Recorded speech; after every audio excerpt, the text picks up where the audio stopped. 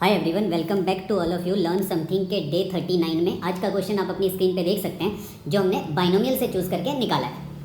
कह रहा है इन द एक्सपेंशन, एक एक्सपेंशन हमें गिवन है 3x² माइनस 1/3x की होल पावर 9। कह रहे the term independent of x। इसका मतलब इस एक्सपेंशन को जब ओपन करा जाएगा तो आपको उस टर्म की वैल्यू कैलकुलेट करके बतानी है जो कि इंडिपेंडेंट ऑफ x हो। इसका मतलब उसके अंदर x नहीं होना चाहिए। तो देखिए इसके लिए आप बाइनोमियल एक्सपेंशन ओपन कर सकते हैं और उसके बाद उसके अंदर विदाउट x वाली टर्म निकाल के बता सकते हैं। अदरवाइज आप चाहे तो जनरल टर्म का भी फार्मूला लगा सकते हैं। थोड़ा लॉन्ग मेथड होगा क्योंकि सबसे पहले जनरल टर्म का जो हम फार्मूला लगाते हैं TR+1 वो होता है NCR a की पावर n माइनस r और b की power r।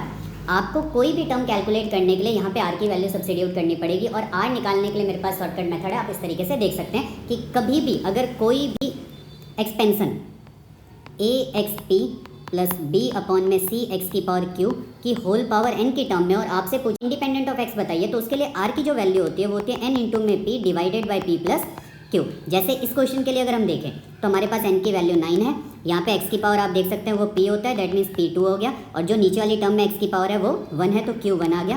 That means r हमारे पास आ गया 2 इंटू में 9 डिवाइडेड बाय 2 प्लस 1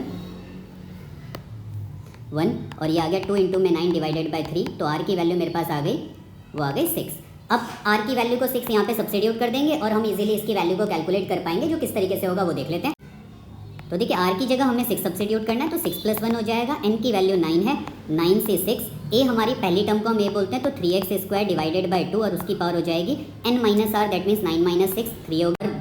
b जो होता है वो सेकंड टर्म को बोलता है तो 1 अपॉन में 3x और पूरे की पावर मेरे पास r आ जाएगा विच इज इक्वल टू 6। और हम जानते हैं क्योंकि इंडिपेंडेंट ऑफ x टर्म निकालनी है तो इसका मतलब x तो उसके अंदर नहीं होगा तो x को आप सीधा यहाँ से एलिमिनेट कर सकते हैं। तो यहाँ पे मेरे पास आ गया 9c6 3 की पावर 3 डिवाइडेड बाई 2 की पावर 3 मल्टीप्लाई बाय 1 की पावर माइनस 1 की पावर 6 प्लस 1 हो जाएगा 1 अपॉन में 3 की पावर 6।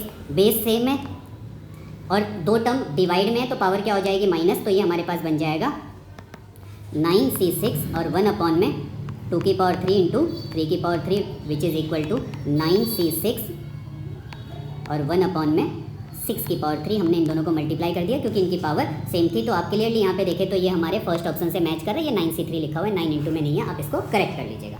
ठीक, देखिए कोई भी कम्पिटेटिव एग्जाम आप देते हैं जिसमें हायर मैथमेटिक्स आती है तो ये क्वेश्चन आपके लिए वहाँ पे बहुत यूजफुल होगा। बहुत ही एडवांस हो गया, ठीक, और जेईई मेंस हो गया उसके लिए, और बाकी बहुत सारे कम्पिटेटिव एग्जाम जिसके अंदर मैथमेटिक्स की हायर पार्ट आता है उसमें इस टाइप के क्वेश्चन रिपीटेड मोड में आते हैं। तो अगर आपको ये क्वेश्चन अच्छा लगा हो तो आप मेरे चैनल को सब्सक्राइब कर सकते हो, इसी टाइप के क्वेश्चन के लिए मेरे साथ बने रह सकते हैं। Thank you so much.